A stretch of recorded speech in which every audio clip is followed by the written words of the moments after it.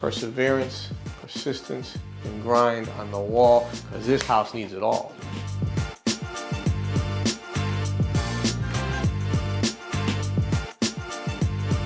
All right, so here we're looking at a flip property. Investor came in, wanted me to come out and get a kind of feel for what they should do, what money they should spend, where they shouldn't spend the money, and really get the most bang for their buck as we start to walk into an interest rate environment that has a little uncertainty.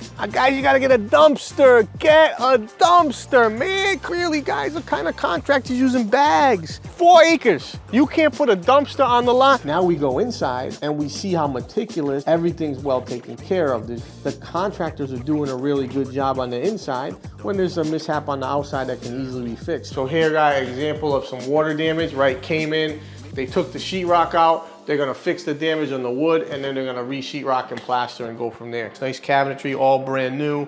Sink will go here. Hardwood floors will be all refinished. The investor wanted them to make a header, open this up so the kitchen goes into the dining room, right? They actually installed the cabinets, which doesn't make a heck of a lot of sense prior to knocking the wall down. Here we go, Contractor Special. They went in here, demoed it out. Mudroom that actually is really good size. They laid down some laminate floors. They'll probably paint up the wood paneling down here. I mean, this property's awesome. It's got tons of land. It potentially could have a separate lot. The outside's vinyl sided. The roof's in good condition. The windows look good. It's gonna be a nice open floor plan. I can't wait to see how this comes out, and I'm excited to get on the market.